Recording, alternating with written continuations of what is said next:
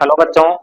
आज हम लोग बोर्ड परीक्षा की दृष्टि से एक बहुत ही महत्वपूर्ण टॉपिक स्वप्रेरण गुणांक के बारे में अध्ययन करेंगे।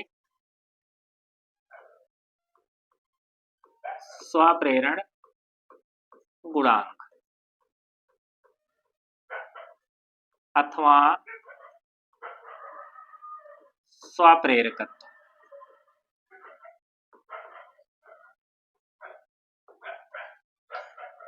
जैसे स्वप्रेरण गुणांक अथवा स्वप्रेरकत्व है क्या?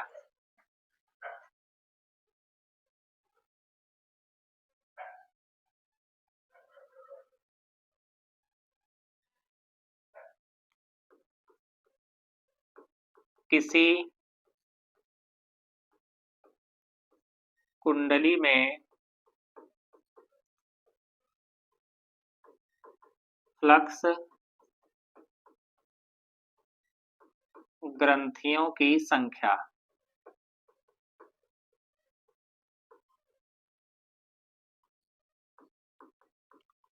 उसमें प्रवाहित धारा के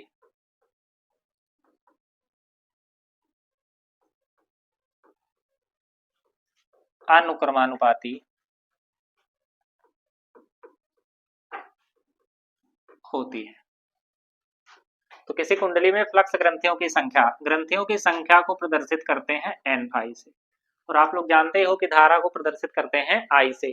तो फ्लक्स ग्रंथियों की संख्या जो है वो एन फाई प्रपोर्शनल टू आई, या एन फाई बराबर, अब यहां अगर अनुक्रमानुपाती का चिन्ह हटता है तो एक कांस्टेंट जुड़ जाता है, और वो कांस्टेंट जो है वो होगा एल। तो यहां पर लिख देंगे एल आई, जहां एल स्वप्रेरण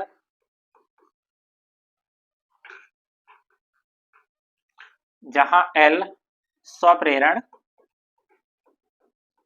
गुणांक है। तो अगर हम स्वप्रेरण गुणांक के लिए सूत्र देखें तो एल बराबर क्या हो जाएगा, यहां एन फाई अपान आई। तो यहां से कभी कभार सवाल बन सकते हैं कि ये जो सूत्र है स्वप्रेरण का, एल बराबर क्या होगा, एन फाई अपान आई होगा। अब अगर यहां से हम परिभाषा देखें तो यदि आई बराबर 1 एम्पियर, मतलब कुंडली में हम कितनी धारा को प्रवाहित करें, अगर 1 एम्पियर की धारा को प्रवाहित करें, तो एल बराबर क्या हो जाएगा, एल बराबर हो जाएगा एन फाई अपान आई। और चूंकि आई बराबर कितना है, अगर आई बराबर देखें तो आई बराबर है 1 एम्पियर, तो अर्थात यहां क्या बचेगा, अब एल बराबर बचेगा एन फाई। तो यहां से जो हमारी परिभाषा जो है निकल कर आएगी कि अब कुंडली का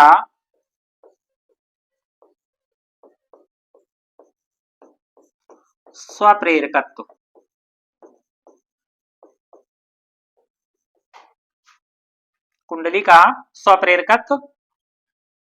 एन फाई क्या है, फ्लक्स ग्रंथियों की संख्या, फ्लक्स ग्रंथियों की संख्या के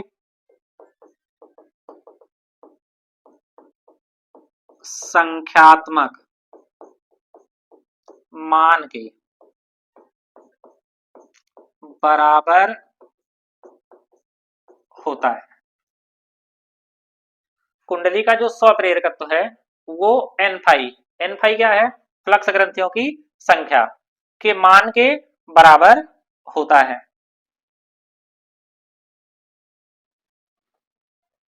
यदि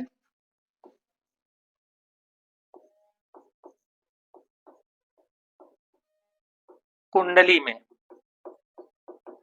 कितनी धारा प्रवाहित की जा रही है, यहां पर 1 एम्पियर की धारा प्रवाहित की जाए, तो ये हो गया यहां पर परिभाषा। ठीक, अब अगर देखें तो यदि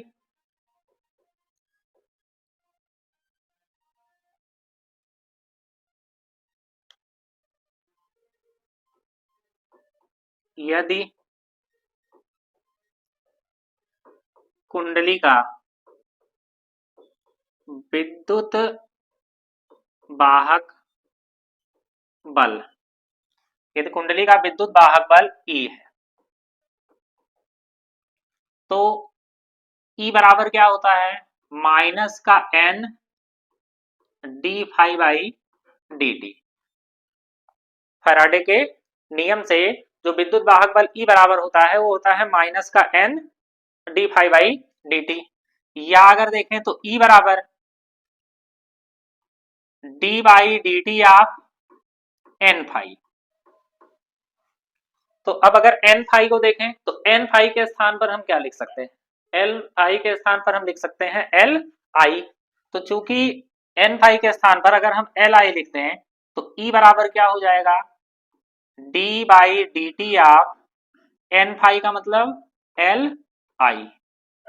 अब यहां देखें तो ई बराबर, चूंकि एल क्या है, एल है यहाँ कांस्टेंट, तो अब इसे स्वप्रेरण गुणांक कहते हैं। तो एल अगर यहां चला आया तो D by D T of I, तो इसका मतलब यहां पर एल बराबर क्या होगा, E upon D I by D T. तो अब स्वप्रेरण के लिए हमारे पास एक और इम्पोर्टेंट सूत्र मिल गया जिसपे हमको बहुत से सवाल बोर्ड परीक्षा में पूछे जाते हैं। यहां से एल बराबर E upon D I by D T. अब यहां से अगर हम देखें तो स्वप्रेरकत्व को अगर परिभाषित करें तो कुंडली का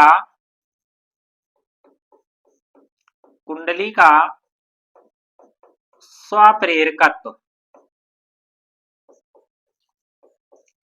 विद्युत वाहक बल के संख्यात्मक मान के बराबर होता है। ये जो स्वप्रेरकत्व है एल ई के कब बराबर होगा, एल जो है वो ई के कब बराबर होगा, यदि D I by D T बराबर कितना हो, एक हो। तो कुंडली का जो स्वप्रेरकत्व है वो विद्युत वाहक बल के संख्यात्मक मान के बराबर होता है। कब बराबर होता है, यदि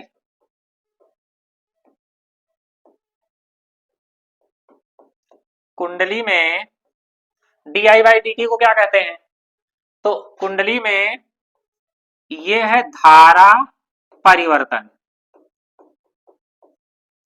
डी आई का मतलब क्या है, ये है धारा परिवर्तन, और अपान dt, तो dt का मतलब धारा परिवर्तन की दर, और ये धारा परिवर्तन की दर कितनी है, एकांक।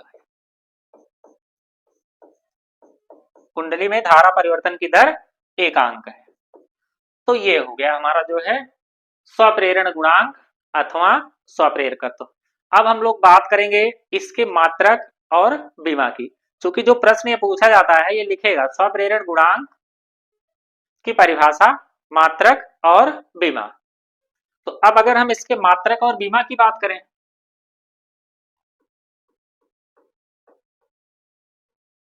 मात्रक एवं विमा,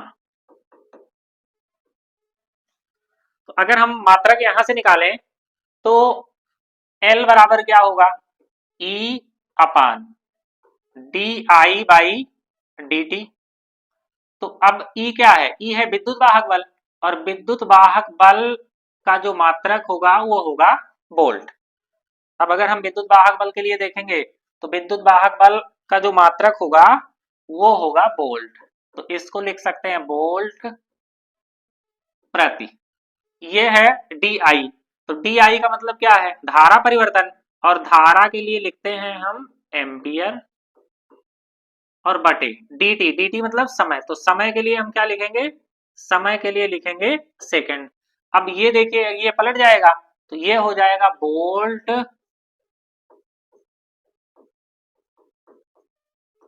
सेकंड प्रति एम्पियर।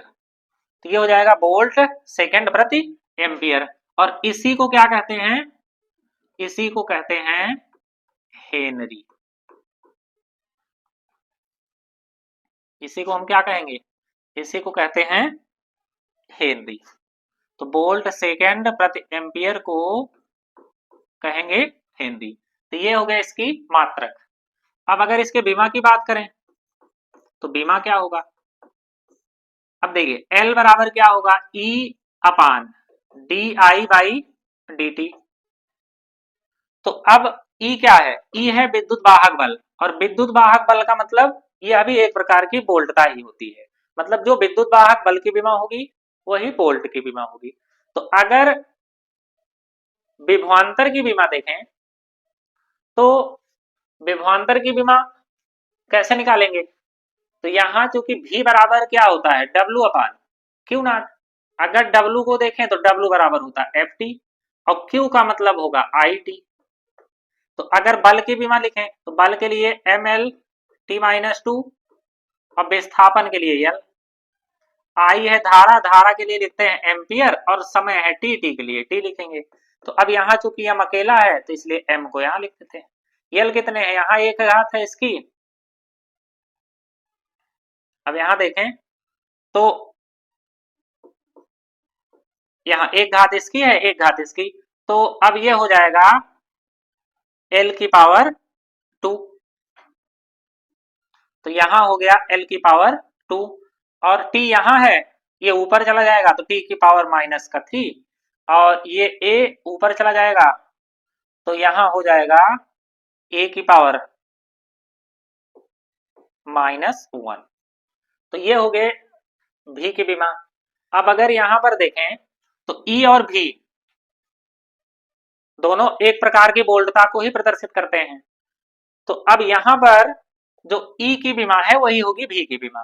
तो अब भी की विमा क्या हो गई हमारे पास, M L two T minus three A minus one.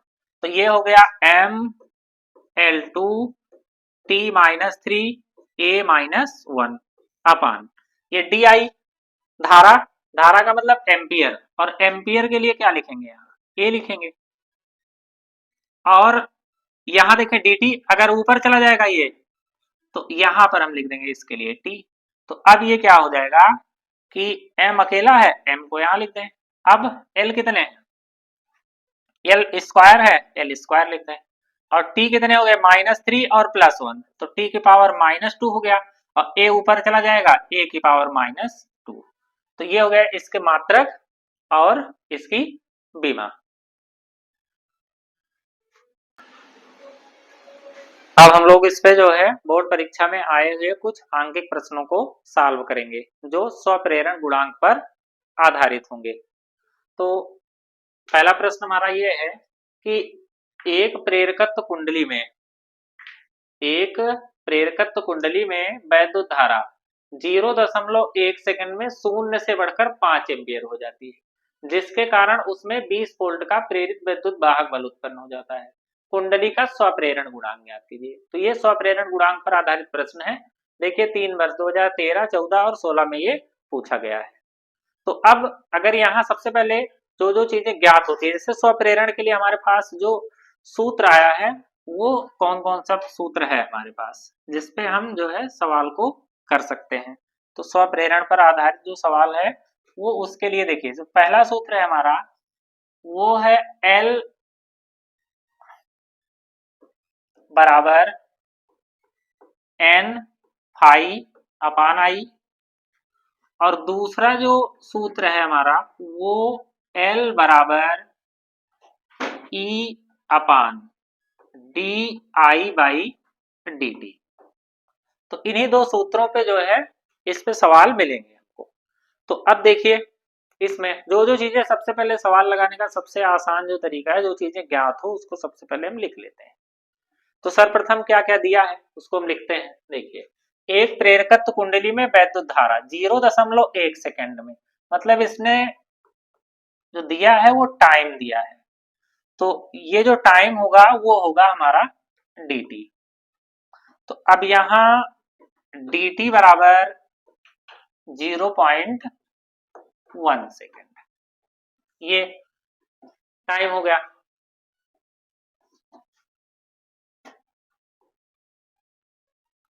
तो dt बराबर हो गया 0.1 सेकेंड में 0 से बढ़कर 5 एम्पियर हो जाती है। तो di का मान कितना है? अब जो धारा है वो 1 सेकेंड में 0 से बढ़कर 5 एम्पियर हो जाती है। इसका मतलब जो di मतलब धारा के मान में परिवर्तन कितना हुआ, 0 से बढ़कर 5 एम्पियर, मतलब यहाँ 5 माइनस 0 बराबर हो जाएगा ये 5 एम्पियर। तो di बराबर हमारा आ गया कितना एम्पियर, 5 एम्पियर। अब देखते हैं आगे, जिसके कारण उसमें 20 वोल्ट का प्रेरित विद्युत वाहक बल, इसका मतलब E बराबर कितना आ गया, 20 वोल्ट, ये हो गया। और निकालना क्या है हमको, कुंडली का स्वप्रेरण गुणांक, मतलब L का मान निकालना है। अब बताइए इसमें E, L, DI और DT में कौन सा संबंध है? तो अब देखेंगे तो इसमें कौन से सूत्र का प्रयोग करेंगे, हम दूसरे वाले सूत्र का प्रयोग करेंगे। तो यहां पर L बराबर क्या होगा, E upon DI by DT। तो L बराबर निकल कर आएगा, E का मतलब 20 वोल्ट हो गया, अपान DI का मतलब 5 एम्पियर हो गया, बटे DT का मतलब 0.1। तो अब इसको सॉल्व करेंगे तो 20 गुणे ये चला जाएगा ऊपर 0.1 अपान कितना हो गया 5, 5 चौक 20। तो L बराबर कितना हो जाएगा 4 गुणे 0.1, तो 4 एक के 4 हो जाएगा। तो अब यहां पर जो हमारा आ गया वो L की वैल्यू आ गई 0.4 हेनरी। ठीक, तो ये हमारा था पहला सवाल इस पर। अब आगे अगले क्वेश्चन को अगर हम सॉल्व करें तो एक कुंडली का स्वप्रेरण गुणांक 40 मिली हेनरी है। इसका मतलब क्या है, स्वप्रेरण गुणांक का मतलब L का मान दे दिया। L का मान हमारे पास आ गया 40 मिली हेनरी। तो अब मिली हेनरी को अगर हम बदलेंगे तो मिली को बदलेंगे तो 10 की घात माइनस 3 हेनरी हो जाएगा, ये L की वैल्यू आ गई। 40 मिली हेनरी है, 5 मिली सेकेंड में इसमें धारा 2 एम्पियर से 12 एम्पियर हो जाती, कितने सेकंड में? तो अब यहां पर जो dt दिया है वो दिया है कितना, जो dt का मान है वो है 5 मिली सेकेंड, तो 5 मिली सेकेंड। तो 5 मिली सेकेंड, मिली को भी हटाएंगे यहाँ, 10 की घात माइनस 3 सेकेंड हो गया, ये आ गया dt। अब 2 एम्पियर से 12 एम्पियर हो जा रही है, इसका मतलब धारा के मान में कितना परिवर्तन हो रहा है, धारा जो है वो बदलकर 2 से बदलकर 12। तो di बराबर हो गया यहाँ 12 माइनस 2 बराबर कितना 10 एम्पियर। तो di का मान आ गया 10 एम्पियर। तो विद्युत वाहक बल ज्ञात करना है हमको, E का मान ज्ञात करना है। तो अब फिर से वही कौन सा सूत्र, दूसरा वाला सूत्र, अगर इसको लगाएंगे तो L बराबर क्या आएगा यहाँ, अब देखिए L बराबर E अपान DI और DT ऊपर चला जाएगा। तो अब E का मान अगर हमको ज्ञात करना है तो यहां पर L की वैल्यू कितनी है, 40 इंटू 10 की पावर माइनस 3। अब E का मान ज्ञात करना है, dt कितना है यहां पर 5 गुणे 10 की घात माइनस 3 बटे di कितना है 10। तो अब इसको सॉल्व करेंगे तो इससे ये कैंसिल आउट हो गया, और ये देखें 5 दूनी 10 हो गया। अब 2 को इससे गुणा करा देंगे तो E बराबर कितना निकल कर आएगा, 40 और दूनी 80 विद्युत वाहक बल का मात्रक वोल्ट। तो इस प्रकार से ये हमारा दूसरा सवाल हो गया। ठीक, तो अब नेक्स्ट क्वेश्चन, अगर हम अगले प्रश्न की बात करें तो अगला प्रश्न भी कुछ इसी प्रकार से है। एक कुंडली का स्वप्रेरक गुणांक 80 मिली हेनरी है। इस कुंडली में कितने समय में धारा 0 से बढ़कर 5 एम्पियर होने पर प्रेरित विद्युत वाहक बल 40 वोल्ट हो जाता है। तो सेम इसी टाइप का क्वेश्चन है, तो इसको आप लोग जो है वो सॉल्व कर सकते हैं आसानी के साथ।